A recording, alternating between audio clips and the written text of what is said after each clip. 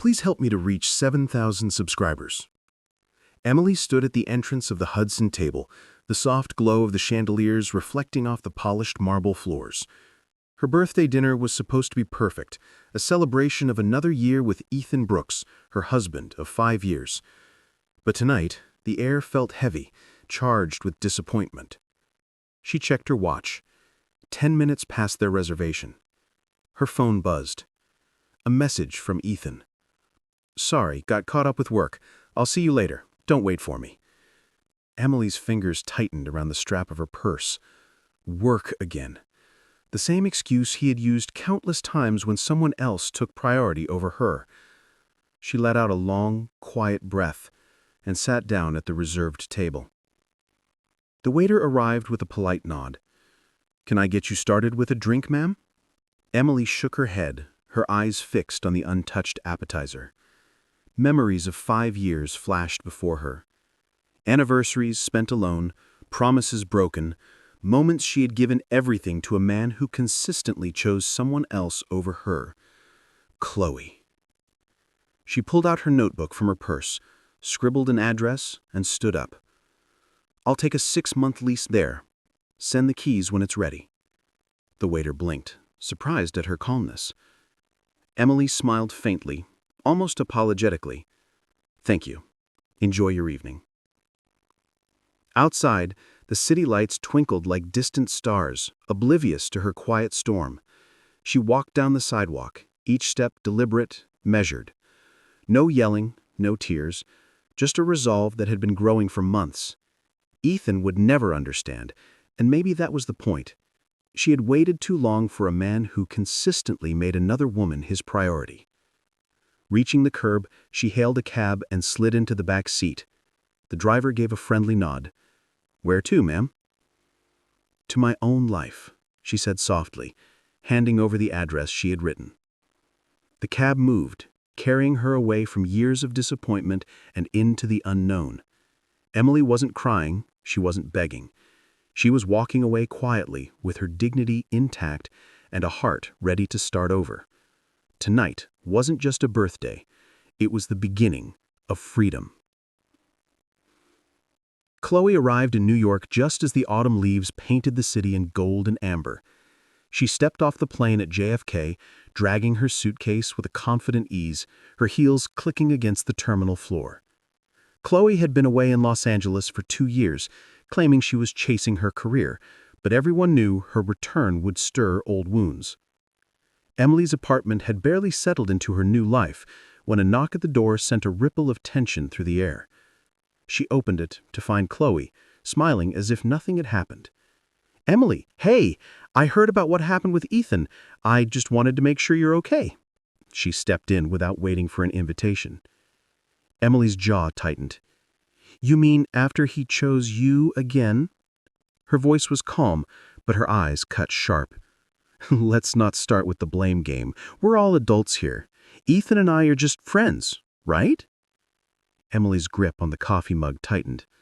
The years of betrayal, the silent sacrifices, and the countless moments she had waited for Ethan to choose her, everything surged up in a wave.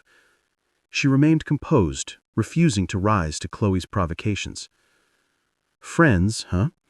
You must mean the kind of friend who takes what isn't theirs." Meanwhile, Ethan walked into the apartment, oblivious to the storm brewing. "Chloe, you're here?" He smiled, faltered slightly as he noticed Emily's quiet posture. "Yeah, just thought I'd drop by. Emily, don't take it personally. We used to date, but I promise I'm just here as a friend." Emily's eyes narrowed. "I'm not here to compete for your version of friendship. I'm here to live my life." The tension escalated, words exchanged like arrows, Chloe's provocations thinly veiled, Ethan caught in the middle, unaware of the emotional depth Emily had endured. Chloe smirked, whispering under her breath, "You're still not enough." But Emily, resolute and calm, smiled faintly. She had a plan. While Chloe believed she had power, Emily quietly ensured that the divorce papers were ready, that Ethan would sign them unknowingly, and that her exit would be clean, decisive, and on her own terms. Chloe's return had only lit the final spark. Emily was ready to reclaim her life. The Brooks residence felt emptier than ever. Meals were left untouched on the dining table, the house echoing with silence where laughter once lived. Ethan wandered from room to room, realizing for the first time the absence of someone who had quietly held the family together for years. Emily was gone, and with her went the warmth, the care, the details he had always taken for granted. Ethan sunk into the couch, guilt gnawing at him. 5 years he had ignored her quiet presence, choosing distractions, fleeting comforts, and Chloe over the woman who had been the backbone of his life. His phone buzzed endlessly with messages he hadn't noticed before, each one a reminder of Emily's absence. Meanwhile, Emily had settled into her small downtown apartment, unpacking boxes with a sense of liberation. Every item she placed felt like reclaiming a piece of herself, a life not dictated by Ethan's whims or Chloe's manipulations. She smiled faintly, sipping coffee by the window as the city buzzed below, her freedom tangible in every quiet corner of the space. Back at the Brooks residence, Ethan's desperation grew. He called, texted, and even sent his assistant to track her. But Emily had disappeared completely from his life, and for the first time, he realized how much he had relied on her. Not just her love, but her understanding, her patience, and her ability to make life run smoothly without anyone noticing. In his heart, panic mixed with regret. The woman he had ignored for years, the one who had been there through silent sacrifices, had chosen herself over him. And now, every empty room in his house echoed with her worth, a value he had only recognized in her absence. Ethan shook his head, panic rising. No, this was supposed to be her day. I can't fix it if she's not here. Backstage, Emily watched the preparations from afar, hidden by the velvet curtains. She had received the invitations, carefully designed, lavish, meant to make her feel guilty. But she refused to step into the trap. Chloe's smug confidence only fueled Emily's resolve. As the ceremony began, Chloe attempted to seize the spotlight, leaning close to Ethan. "I can make this work," she murmured. But then, the truth came out. One of Ethan's old associates revealed that Chloe had taken money years ago to leave, pretending it was for a career opportunity in Los Angeles. The revelation hit the ballroom like a storm. Gasps echoed, and the air thickened with tension.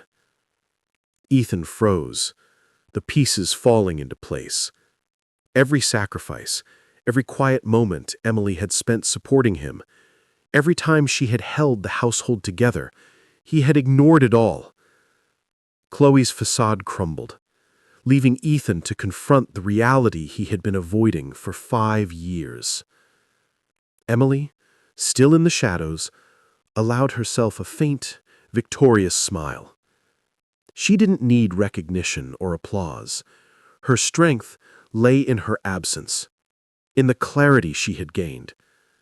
Chloe had been exposed. Ethan finally understood Emily's true worth.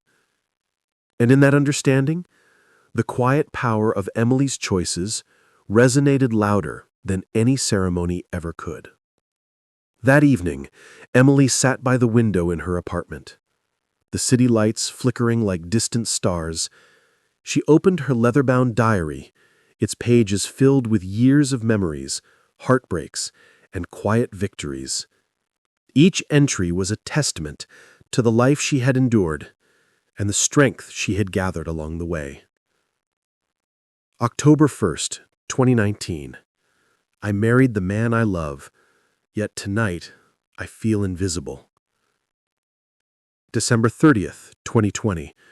New Year's Eve, alone again. He takes her to the place I should have cherished. October 1st, 2021. Anniversary dinner, and it's all about her. I am just a shadow. August 29th, 2024. She's back. I can't stay in this marriage any longer. I need to leave. September 31st, 2024. I've signed the divorce papers. Today marks the beginning of my life. She traced the words with her fingers, feeling both the pain and the liberation that came with each memory. Emily whispered softly to herself, "I am more than what he made me believe. I am free, and I deserve to live fully." Before leaving for a new life abroad, Emily carefully placed the diary on the kitchen counter with a note. "For someone to understand my journey, or for no one at all. This is my story, and it belongs to me." Stepping out into the crisp night air, she breathed deeply, savoring the quiet freedom that surrounded her. Every streetlight, every distant hum of the city seemed to cheer her on. Emily didn't look back. She wasn't running from the past. She was walking toward a life defined by her own choices, her own happiness. And in her final glance at the apartment, she allowed herself a small, knowing smile, a silent farewell to the life that had held her back, and a heartfelt welcome to the one she was about to create. The Brooks family estate was alive with tension. Emily had returned briefly to tie up loose ends, and the presence of Ethan's parents, his sister, and longtime family friends made the atmosphere thick with unspoken words. Ethan stood rigid, guilt written across his face, as he watched Emily move with calm purpose, the same woman he had taken for granted for 5 long years. "Emily, Ethan began, his voice cracking, but she held up a hand, stopping him. "Save it, Ethan. This isn't about apologies anymore. It's about the truth." Ethan's mother stepped forward, her face a mix of concern and reprimand. "Emily, we never realized. We never saw what you endured. How could this have gone unnoticed?" Emily's gaze softened slightly. "It's not about blame. It's about me finally choosing myself. I signed the divorce papers, packed my life, and left. Not out of malice, but out of necessity. I cannot live in a marriage where my presence is optional." Her words echoed in the grand hall, every family member absorbing the weight of her years of silent suffering. Ethan's sister, usually outspoken, whispered, "5 years? And he didn't even notice? How could anyone ignore someone like her?" Ethan's guilt grew unbearable. He had lost her presence, her care, her patience, and only now did he understand the magnitude of what he had thrown away. His attempts to reach her, to undo the damage, felt hollow against the resolute calm that Emily radiated. The confrontation left no room for theatrics or reconciliation, only acknowledgement. Emily had endured, suffered, and now stood unshaken, her dignity intact. And the Brooks family, for the first time, truly saw the depth of what they had failed to appreciate, the woman who had quietly carried them all, and who had finally reclaimed her worth. The crisp mountain air filled Emily's lungs as she stepped out of the cab, the pine-scented wind brushing against her face. The retreat cabin, nestled among snow-capped peaks in Aspen, was her sanctuary, a place far from the chaos, betrayals, and heartbreak that had defined the past 5 years. Here she could breathe, reflect, and rebuild herself. Ethan had tried to follow, desperate, but Emily remained firm. This was her time, her life, her healing. Inside the cabin, the warmth of the fireplace contrasted sharply with the cold outside, symbolizing the first real comfort she had felt in years. She unpacked slowly, placing each item with care, treating every object as a step toward reclaiming her independence. A sudden snowstorm trapped her in the mountains overnight. Alone, with only the howling wind and falling snow for company, Emily faced the raw forces of nature and her own fears. She learned to start a fire, to ration supplies, to push herself beyond limits she hadn't realized existed. Each challenge became a metaphor for her emotional survival. As night fell, Emily sat by the window, the storm raging outside, while she remained steadfast and calm. She realized that the pain, betrayal, and heartbreak of the past had forged her into someone resilient, someone capable of thriving on her own. The mountains, the snow, the isolation, they weren't obstacles. They were her reset button. In the silence, she whispered to herself, "I am free. I am strong. I am enough." And with that, she allowed herself to dream again, of love that respected her, of choices made without compromise, and of a life she would never surrender to anyone else's neglect. Before the sun rose, Emily stepped outside into the fresh snow, leaving footprints that marked the beginning of a new chapter. Each step forward was hers alone, a visual declaration of freedom and the emotional reset she had fought for. As you listen to this story, remember, sometimes the greatest love you can give is to yourself. If Emily's journey inspired you, leave a comment sharing your own story of courage, resilience, and emotional triumph. And don't forget to like and subscribe for more tales of strength, resilience, and emotional triumph.